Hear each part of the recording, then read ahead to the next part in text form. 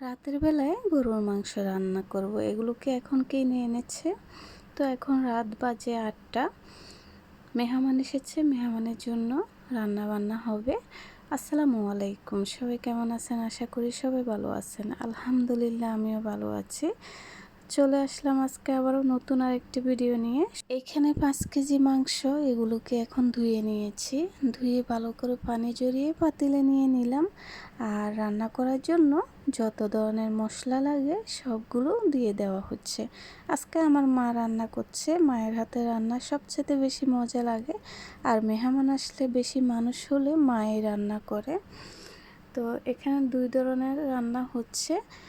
আর মাটির চুলায় রান্না বসিয়েছে। মাটির চুলায় রান্নাটা একটু তাড়াতাড়ি হয়। গ্যাসের চুলার চাইতে মাটির চুলায় রান্না অনেক বেশি মজা লাগে। মা আজকে চুলার উপরে পাতিল বসিয়ে সব ধরনের মশলাগুলো দিয়ে দিচ্ছে। প্রথমে গরুর মাংসে দিয়ে দেওয়া হচ্ছে সব মশলা, তারপরে কড়াইতে রান্না করা হবে মুরগির রোস্ট। তার জন্য এখানে ঝোলগুলো কষানো হচ্ছে। তো সমান সমানভাবে মশলাগুলো দিয়ে দেওয়া হচ্ছে যেখানে যতটুকু লাগে। আমার মায়ের হাতে রান্না সবচেয়ে বেশি মজা লাগে।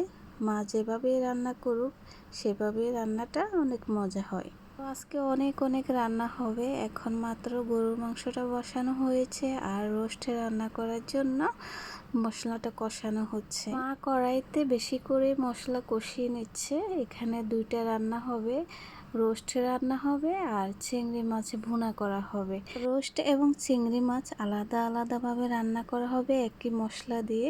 শুধু রান্নার সময় রোস্টের মশলাটা রোস্টের উপরে দিয়ে দেওয়া হবে আর চিংড়ি মাছের মশলাটা চিংড়ি মাছের সাথে মিক্স করা হবে। এটুকুই আলাদা, আর না হলে একই ঝোলে রান্না হবে।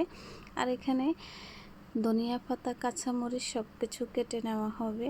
আর এখানে পেঁয়াজগুলোও কেটে নেওয়া হয়েছে। পেঁয়াজ আরও কাটা লাগবে যেহেতু অনেকগুলো রান্না করা হবে। এখানে মাংসগুলো হালকা কষানো হয়েছে। মাংস ভালো করে কষাতে হবে।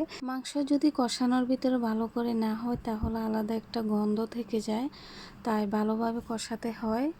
আর এদিকে কড়াই থেকে অর্ধেক ঝোল সরিয়ে নেওয়া হয়েছে আর অর্ধেক ঝোলেতে রোস্টগুলো দিয়ে দেওয়া হয়েছে। মুরগির মাংসগুলো প্রথমে ভেজে উঠিয়ে নেওয়া হয়েছে।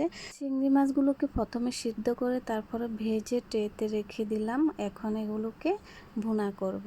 তেল গরম করে পেঁয়াজগুলো এখন হালকা ভাজা হবে আর এখানে উপরে দিয়ে দেওয়া হবে উঠিয়ে রাখা ঝোলগুলো।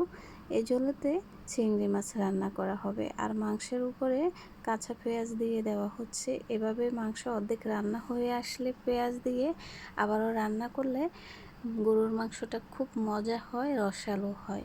এগুলোকে এখন ভালোভাবে নেড়েছে ঢেকে দেওয়া হচ্ছে আবারও রান্না হওয়ার জন্য। এদিকে ঝোলটাও ভালোভাবে কষানো হয়ে গিয়েছে। এখন উপরে ভেজে রাখা মাছগুলো দিয়ে দেওয়া হচ্ছে।